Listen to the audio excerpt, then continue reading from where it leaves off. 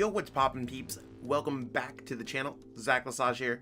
Today we're going to be covering over kind of just the top 16 decks from the late night events. I've had a very hectic, busy week, so it's one of those things where I'm doing it on Sunday. I wanted to get this video out for Thursday, but it's one of those things where my week hasn't necessarily shaped it the way that I planned it to. Not in a good way, not in a bad way. It's just sometimes things get in the way. Here we are covering the video. So we had a lot of great players. And if you have any questions, feel free to ask along in chats. So we're going to go over, we had I think 250 players at this event. It seems like players are kind of anticipating what's going on with Brilliant Stars coming out. So we're going to start off with Princess Pikimia. Or sorry, we're going to start off with Luster Eclipse. And if I pronounce anyone's names wrong, my apologies. Definitely not the intentions here at all. Just want to kind of showcase some of the better decks, the best players from this event, and really kind of go over their lists. So we have a single strike deck, and I'll also explain the strategy as well. Single strike decks revolve around using single strike roar. After using single strike roar, you could power up Umbreon V Max, single strike V, single strike Urshifu V Max, and maybe a Morpeko. The Morpeko tech in the deck is really for a Mew V Max deck. I think since most Mew V Max decks play Oricorio, the Morpeko is a little outdated. I mean, it's not bad. I just don't know how I entirely feel about it now with most lists playing Oricorio. If that changes, then maybe Morpeko is great again. You're trying to choose between dark Pokemon or fighting Pokemon to attack, or a Pokemon that can kind of go through anything, such as Zamazenta V or Duraludon V Max. I think that this deck seems pretty well built, if you have to ask me. I think when it comes down to it, we have a solidified line. I'd play like a 4-2 Umbreon line, but that's really where the Morpeko comes in from. The 4-4-2, I mean, reasonably, I don't think there's anything wrong with this list at all. I think everything looks great. I don't think I'd change a thing. It's just more of a personal preference thing. So overall, an amazing list coming in hot from Luster Eclipse. So shout out to them. Not entirely sure what they lost to. They lost to Zacian. I think Zacian is a back and forth matchup. So about the solid on their behalf. We're going to be moving into Princess Pikimia at 15, playing the Galarian Sirfetch'd and Galarian Moltres deck. This deck actually just got its own kind of sprite image on Limitless, so that's really cool. Really hyped for that deck. So this deck's it's very similar to the Galarian Moltres deck. Sorry, not the Galarian Moltres deck. I mean, it is kind of a Galarian Moltres deck. The Sableye V, Galarian Weezing, Galarian Moltres, Hoopa deck. You can see it does play Galarian Moltres, it does play Hoopa. You're going to be sacrificing up single prize card Pokemon and doing chip damage with Hoopa's Assault Gates while you wait to either go with Galarian Sirfetch'd to bring down, you drop a Zapdos, you swoop in with Sirfetch'd ability, attach those energies, and attack. That's strong against Gengar and strong against things like Eternatus V Max and Jolteon V Max, and Moltres is obviously very strong against decks that are 2 prize cards or 3 prize card decks and Mew decks. So I really like, this is personally my deck. If I were playing in an event, I think I'd really like to play this deck. And I think that this build looks pretty solid, if you have to ask me. You're using everything to kind of hit. It's kind of like single strike, but you tone down the prize cards, which is the reason why I like this. You have more turns in the game in case anything goes wrong, which make this deck more inconsistent, but you have more turns. So that's really a question for anyone if they you know what I'm saying? Like it's one of those things where it's interesting. So right here, I mean, I don't really see anything that I'd want to change about the list. I think all these lists are looking very different. It's one of those things where if you model this off of the more successful builds, or this is one of the successful builds, if you build this off of a Galarian Weezing kind of build, and kind of mimic their supporter line, I think that seems fine. Obviously, keep in mind that Galarian Sirfetch'd V needs to swoop in, so Birdkeeper's cool in the deck. I really don't see any problems with this deck. I think this is the type of deck that is very much a sleeper pick, and I'm very excited that new decks are coming out of the metagame. We're going to be moving on to Fat Apple playing another single strike deck.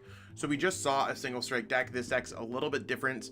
than what we saw. I actually don't like the Battle VIP Pass build. There's nothing really wrong with it, but if you're playing Battle VIP Pass, I like playing it with Cram-O-Matic. If you're not playing Cram-O-Matic, I do not like Battle VIP Pass. So that's something that I would instantly change when it comes to this list. I don't know how I feel about the basic fighting energies. I don't know where that necessarily helps out. It's okay if your opponent, if you're in an area with a bunch of training courts. I don't think it necessarily helps out in this case. Maybe they were struggling with their energy attachments. Maybe they had some other kind of grand plan. If you are watching this video and you're like, yo, Zach, this is why I play these cards, let me know in the comments below. Unfortunately, like, it's one of those things where I can only go off based off my knowledge of the game, not necessarily everyone's knowledge of the game. So really, I don't see that there's really anything wrong with this. I think one, boss's order is a little tight. Obviously, if you're trying to fill in battle VIP passes and extra fighting energies and kind of a thicker Urshifu Umbreon line, you're going to run into some spacing issues. So personally, I would play more of a build that we already saw, but there's probably nothing really wrong with it. It's more like personal preference on my end. I just don't necessarily see how Battle VIP Pass is going to be as consistent without the Cram-O-Matics. So, but obviously it could work for an event like this. So that's cool. I wonder what they what they played against. So they lost against Mew. Mew's a deck that they're trying to beat, so the fact that they lost against it is a little bit tough. So we're gonna be moving on to Resolution. I just want to make sure, last time I missed someone on here, so my apologies if I ever miss anyone in these videos. No misintentions or anything. So we have Resolution, Duraludon with Zacian. So the goal is to Skyscraper, and your opponent can attack you if they have special energies, or do damage to you if you have special energies. I mean, that part's pretty cool. It's really one of those things where, yeah, your opponent has special energies, cool. If they have basic energies, you play Crushing Hammers on those. This build plays Zinnia's Resolves. I think a lot of builds have been kind of solved for this. The build that plays the 4-Team Yell Towel seems to be the best performing out of all of them. So I think that this build looks fine on paper. It looks very similar to those builds. I would go back to the build with the 4-Team Yell Towel in order to have more healing. The list, I think that Cal Connor popularized after Grant Manley popularized the list that Fry Guy made public. If that's the way that I think it all works in my head. I think Fry Guy was the one that brought this deck out there. Grant Manley popularized it by being a top player in the game, and Cal Connor really kind of perfected it with the 4-Team Yell Towels. So that's kind of where I'm at when it comes down to it. If I got any of that history wrong, my bad. I try to always credit the players and the deck creators whenever possible. I mean, I think this build's fine. It's just, I think there's builds that are a little bit more consistent. Now, if anything's changed about Duraludon lists, I think that's cool. I think Duraludon lists might need to change because they're not necessarily seeing the success that those decks want to be seeing at this point. We have Age-Old. Age-Old's coming up with something crazy here. You can see this was the first event that allowed the Leafeon V-Star to come out. I think that's particularly exciting because the Leafeon V-Star, one of the new V-Stars, you might be like, Zach, the set didn't come out. Brilliant Stars didn't come out. This is actually a promo card. So the Leafeon V-Star being a promo card has an ability IV Star. Once during the game, you can kind of flip your V-Star counter over and boss's orders kind of gust up one of your opponent's Pokemon. It's also not a V Max Pokemon, so it gives you some outs to Zamazenta V. It gives you some outs to maybe attacking against a Leafeon, like against a Jolteon or a Mew. It does still cost 3 energies, but I have been enjoying my limited testing with Leafeon V-Star. That being said, the whole goal of this deck is to be either Leafeon V-Star attacking very quickly, speedy like a bullet, or you have the other half that is a Leafeon V Max deck with the Galar Mine, increasing your opponent's retreat costs so you can use Grass Knot. I'm not sure how I feel about these builds. Obviously, this is the most successful Leafeon V-Star deck we've seen so far. We've seen players and content creators like Andrew Mahone experimenting with Rillaboom kind of ways to build up a Leafeon V-Star. I'm not sure what's the best way to be playing this deck. I played around with this build a little bit. I thought it was better than Leafeon was in this particular metagame just because of Jolteon and Mew. But it also felt underwhelming in a lot of cases as well. And maybe the freshness of this deck has worn off heading into the late night number 26. So it's up to you to really decide. I also don't think the Glaceon V-Star is very great right now. If not, I don't really like it at all, to be honest. It's one of those things where I just don't see how it's going to be competitive. It looks cool, it looks awesome, but it's anyways, I think that this is probably a better build to be building your Leafeon decks off of. Leafeon V-Star might be cool. Leafeon V Max is probably dying right now in the format just due to Hiding Darkness energy and Jolteon and everything else. I don't know how I feel about this deck. I also don't know have enough expertise in this deck. So that's really my take on it right now. But shout out to Adriel for bringing something new as always. Kind of crazy. We got my homie Gabe Shumway playing Victini V Max. So shout out to Victini V Max for being a deep run in this event. I mean, when you have Leafeon and Zacian kind of running around, it's not a bad play at all. So the whole goal is to go Leafeon V Max, Max Victory, Crushing Hammers, Fan of Waves, Pokemon Catchers, Path to the Peak, so Disruption mixed with quick attacks. I don't really see anything wrong with this list at all. It's one of those things where this is that kind of quad build.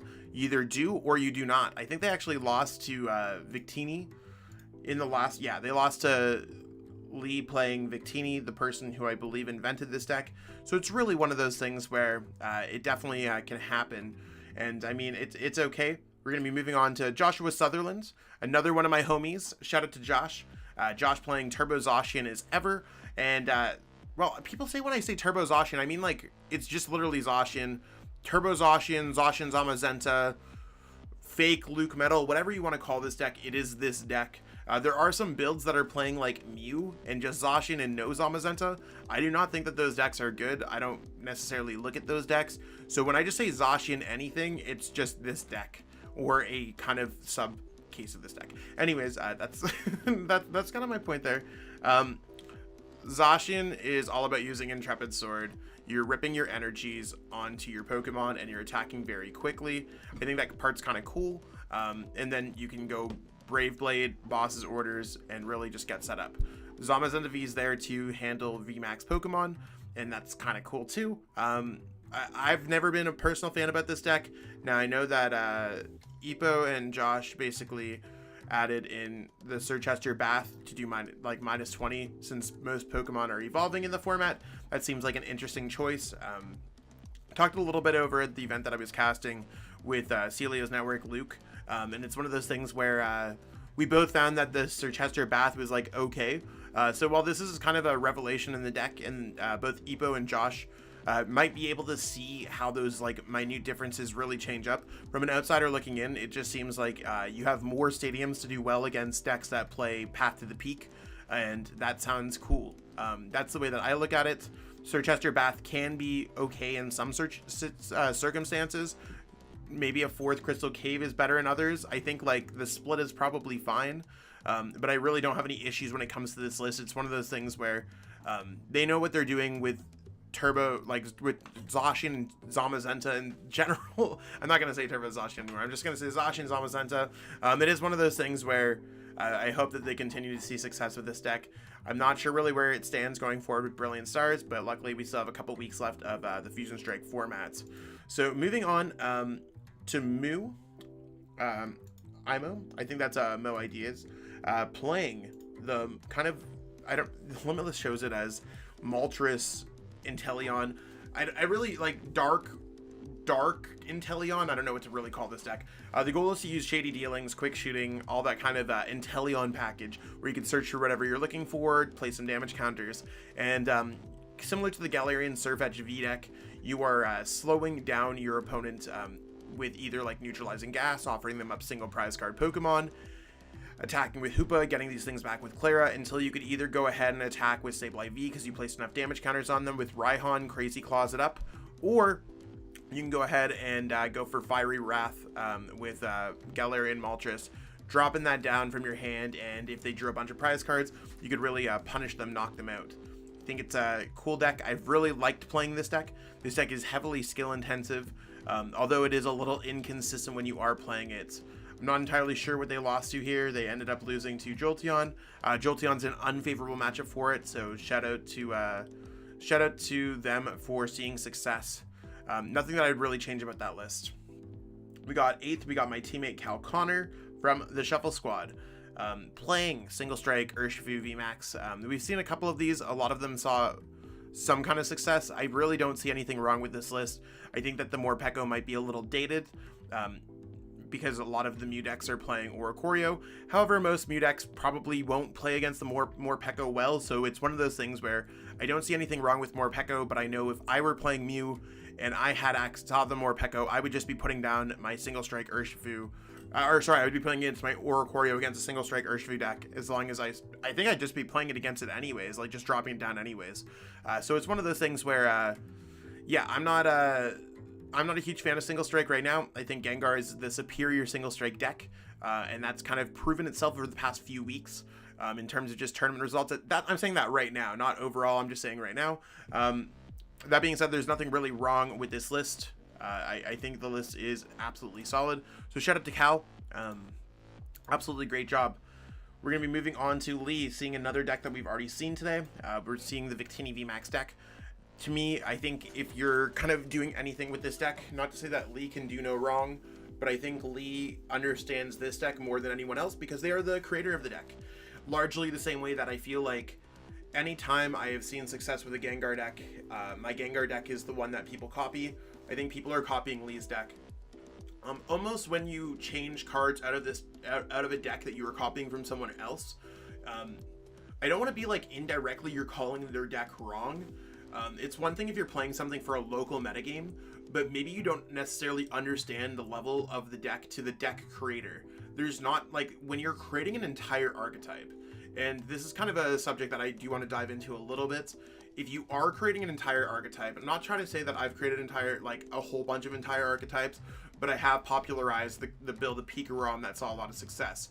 My group popularized the Colossal deck that saw a lot of success. We popularized an Eternatus build that saw a lot of success. We popularized the Gengar build. Like, being in the creation process of popularizing an archetype and really changing how some key cards work, it is one of those things where when you get to that level of deck, you understand every single card, you've researched every single card count, put hundreds of hours of testing into it. I'm sure Lee has done a very similar thing. That's why I'm saying that this list probably is just the default best list. Lee understands the metagame. Obviously, by creating a deck, you have to understand the metagame.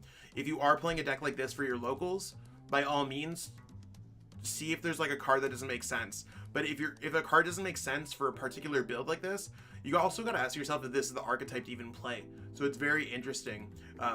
That being said, I think that if you are building this deck, this is the way to go when it comes down to it. So also, if there's anyone who's like has any questions about anything, by all means, we are live right now. So if you're watching this afterwards, it's just the VOD of our live that we had on YouTube. If you are in the chat, just chilling, by all means, check it out. Give this video a thumbs up. Subscribe to the channel if you haven't already. We're still trying to get to 10K. It's been a bit of a slower grind this past month, but I think a lot of people are just getting kind of Pokemon out, waiting for Pokemon TCG Live in real life play, but that's all cool. I'm still going to be out here creating content. We have iStark. I believe I don't want to make sure that I miss anyone. I'm just kind of going back through the names. I feel like I missed someone last time and I felt really bad about it. So we're going to see our first Jolteon deck. Jolteon deck is all about using Max Thunder Rumble, where you're going to be doing 100 damage to the active and 100 damage to one of their damaged bench Pokemon. Give me a second. My voice is a little blah, blah, blah. After I casted the Atlas 1K yesterday with Celio's network, Luke Morsa, and I feel like my voice is still recovering. So, like any healthy person, I'm chugging it down with Red Bull. No sponsor or anything. If Red Bull wants to sponsor me, by all means, I need energy drinks. When you get as old as I am and still trying to get the content grind out, it's one of those things where you want to get it. You just need the energy. Anyways, I'm also going to down that with some water too. Okay, we are back. Sorry about that, everybody. We are talking about some decks, Jolteon V Max. So you can get that damage on to your opponent's Pokemon by going Zigzagoon or quick shooting Inteleon. I think that those are really cool. I think Jolteon is the second best deck in formats. I still think Mew V Max is better, regardless of whatever might change in the next couple of weeks. I think that Mew V Max has proven itself. Jolteon V Max has proven itself as the default second best deck in format. And that's completely fine. Playing the second best deck in format does have its benefit. You're not necessarily going to get as countered as hard as other decks. That being said, when it comes to the list, immediately, I noticed that this deck is not playing 4 Path to the Peak. If you are, you should probably be playing 4 Path to the Peak. I'd rather see 4 Path to the Peak than Fan of Waves, this second Fan of Waves. Beyond that, I think that's the list that I'd be rocking right now. If not, it's off by like 1 or 2 cards. That being said, this list looks awesome. I'm just really a huge fan of 4 Path to the Peak. What deck did they end up losing to? Ended up losing to Zacian. Path to the Peak definitely could have helped them out there. Moving on past iStark, Evan Campbell, another one of the homies, playing Mew V Max. So Mew V Max, Evan has always been a person who's been trying to bring this deck into the limelight. I think they've seen a lot of success when it comes down to this kind of stuff. So we got Mew V Max. Mew V Max uses Cross Fusion Strike, Fusion Strike System, Melodious Echo. It has a bunch of different cards that allow it to either copy powerful attacks, accelerate energies, do extra damage, bring up whatever we want. Evan decided to go with 3 Pokemon catchers in this deck, and I do like flip cards when it comes to Mew. So let me explain that for 1 second. I do want to give a shout out. Thank you, Sinsky, in the chat for showing some love. I love constantly cranking out content. It's the best thing that I can do. And love these lists, man. Be very helpful for you as a returning player, Kevin. I'm glad that I could help you out on your journey. And to anyone else who's listening, I'm glad that I could help you out on your journey as well. If you have any ideas for content, it's tough to put out. I was putting out 14 videos a week. This week I'm toning it down, just trying to make sure that I'm mentally healthy. I've been struggling a little bit lately, but we're doing really well now. Kind of jumping back into it, I think that Mew V Max is good with flip cards. Why? Because Mew V Max is a consistent beast. Genesect V is very good at drawing cards. And when you have kind of a consistent base in your deck, I feel like Mew, you can kind of do whatever you want with the list. I think a lot of players kind of feel like that. There's nothing wrong with this list. There's nothing particularly right with this list either. I think Mew V Max lists are kind of their own breed. And the fact that Evan added in Pokemon catchers, maybe the Pokemon catchers won them some games. I could totally imagine a world where you go Alice of Sparkles, turn 1, 2-10, rip up that Pokemon that they were hiding on the bench, knock it out, and then just kind of steal the game. If you're trying to rob the game, you're trying to rob the game. And I think Evan's largely done a great job at seeing success in the game with this deck. So, it's one of those things where I think there's nothing wrong with this list. It's one of those things where I think that you could have Crushing Hammers. I personally like more of consistency cards, but there's definitely something good with flip cards with Mew, because that can really change the game. We have Cash playing Jolteon. We've already seen Jolteon, so to me this looks like the same list that we just saw below. There is a Raihan in here. I'm not sure how I feel about Raihan. I don't necessarily think this deck needs Raihan. Because if you could search out a card, you could probably search out the cards that you were looking for anyways, like an elemental badge, or that could just be another energy search. Maybe it works in between. My biggest thing is I'd rather see a 4th Path to the Peak. I think 4th Path to the Peak is just more ideal. Obviously Cash is a homie, so I appreciate Cash coming out into play. What deck did they end up losing to? They ended up losing to Gengar.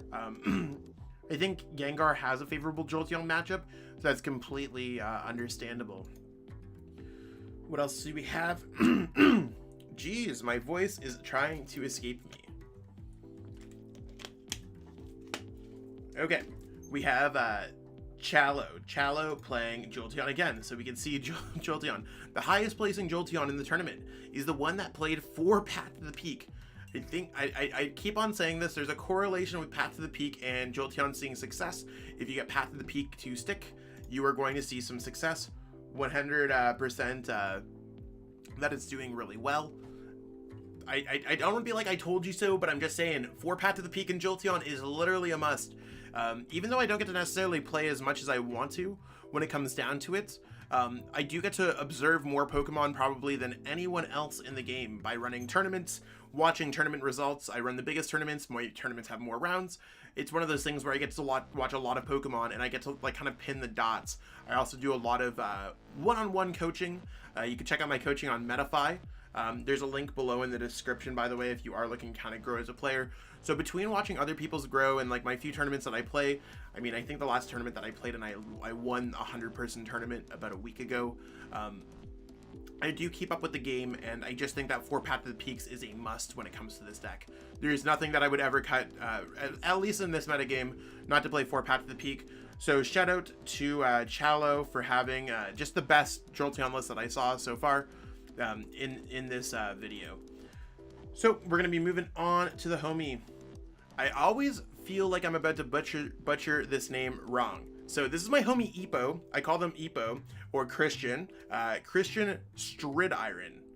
If Epo Christian, let me know in the comments below if I got it right. I feel like I'm the same way. My last name, I've been called Zach Lesage. That's my name. I pronounce it Lesage. I've been called Zach Lesage. I've been called Zach Lesagi. It's one of those things where if you have a name and you only see it written and you don't ever hear it heard, it's hard. But either way, shout out to shout out to them. It's the same list that Josh played. We already went over this exact same list. They both ran in the same 60. They both made top 16 plus, with Epo making the final. So it is one of those things where I'm really happy for the homies who are seeing success here. I mean, if you're playing Turbo Zacian or Zacian Zamazenta, I know I said I wouldn't say Turbo Zacian, but play this list. I think the list is cool. And what else do we got going on here? We got the finalist deck, the deck that won. Augusto playing Gengar. So we do see Augusto playing Gengar. I believe this is exactly the list that I've been playing, and the list that I posted a while back. I don't even think there's any changes here. I'm kind of looking through. I don't think there's any kind of changes here. I think this is my exact list. Gengar V Max is a great attacker. It has Fear and Panic, has G Max Swallow Up. If your opponent has V Pokemon in play, you might be able to scale up and knock them out with single strike energies for 2 energy attack, no drawback. If you need to knock out something big, you can go with G Max Swallow Up. People always ask me, is this deck better than single strike? My answer is always going to be yes. So for those of you who don't know, I was helping out with the development and kind of behind the scenes with Objective Deck. Objective Deck kind of took a step back because of PTCG Live coming out, but we were able to determine the winning factors in Pokemon through data science and things like that, and working with a data scientist and all that good stuff. I mean, I have a lot of resources available, and I'm incredibly grateful for that opportunity. It allowed me to think about Pokemon differently. When it comes to thinking about Pokemon differently, sometimes it's just coming down to the core basics. If we're comparing this deck, we have to understand that there's Urshifu V Max or there's Gengar. That's typically where it's always been the comparison, because both are in a comparable range of attacking power. I mean, Umbreon can't compete with Gengar, so when we're comparing Pokemon, how do we compare it? Well, most of the time, typing doesn't matter if you're getting an OHKO. That is completely a fact. OHKO literally means damage output that got a knockout. So, with single strike energy, can you get knockouts on popular Pokemon in play? The most popular Pokemon have 340, or 340 is the highest HP, I think, in the game that is on a card. That's Eternatus V Max. You can knock them out with Fear and Panic because they have all those V Pokemon that they put on their bench. You also have a single strike Urshifu V that can knock them out. When it comes to comparing this card directly to single strike Urshifu V Max, single strike Urshifu V Max has an attack that does 100 damage for 3. If your opponent has 1 in play, you could attack for 100 damage for 2 because you have the 2 single strike energies. I know that might not be fair comparing it to the single strike Urshifu V Max, but we got to compare it on an energy by energy basis. So let's even say it's 140 for 3, because we'll go with their energies 2 and 3 or whatever. Let's say even like 160 for 3. Like, you are doing more damage with Gengar on average per energy cost. And even if you're not, you have the opportunity to lower it, which means you need less out of a game. So Gengar V compared to single strike Urshifu V, for 3 energies, you're doing more damage, 10 more damage than their 3 energy attack. That doesn't sound like a lot, but you are doing more damage. You have a 2 energy attack that you could actually use. Most single strike Urshifu V decks do not play basic energies. So on a step-by-step basis, as long as you're able to knock out more Pokemon than they can first, and you do not offer your opponent 3 prize cards, this is the reason why Gengar is better. On top of having better matches because it's able to knock out things like Jolteon V Max in one shot with its main Pokemon, You can knock out, you basically auto win Mew with this deck. It's not an auto win because auto wins don't exist. Every deck can win against another deck just through any kind of stake, but like Path to the Peak plus Gengar literally beats that. You can beat Duraludon. Like there's so many things that you just beat with Gengar that there's a reason why I think it's like low-key, it secretly might be the best deck in format. Enough players just aren't ready to have that conversation yet. And I know that might sound crazy, but the way that this deck has exploded over to the top, and I'm glad that it's finally got recognition. There was a point about a couple months ago where players would make snarky remarks just because I was playing Gengar and I thought this deck was really cool. They all thought it was stupid. They all thought it was bad. I'm just saying Gengar V Max, very good deck, very good list overall here. And Augusto being an amazing player, piloting an amazing list with an amazing concept like that. I really like Gengar. Of course, I'm going to like it. So that's what we got for the top 16 decks when it comes down to it. I will be covering these decks probably a little bit quicker going forward into next week. I mean, this week was just very busy, but we'll see where we get going with kind of just like future content. It's one of those things where I look forward to creating it. And I don't know, we have the late night series coming up tomorrow. We have our top 10 decks going up in tomorrow. So stay tuned for all of that. If you are looking to help support me and support the channel, you can go to PTCGO plug in code Lesage5, pick up some codes, save 5%. I get a little bit of a splashback when you buy some codes, so it really does help out a lot. You can check out Metafy. There's a link for metafy.gg/ZachLesage. That's in the description if you're looking for coaching. That directly supports me as a content creator, coach, whatever you want to call me. I just Pokemon dude. That does really help out as well. You could also subscribe, thumbs up, subscribe, and toss a like on the comments if you want to do something free. But that's what we got going on for this video. Peeps, stay tuned for a week filled with more content, and I'll catch up with all y'all later. Peace out and have a great day.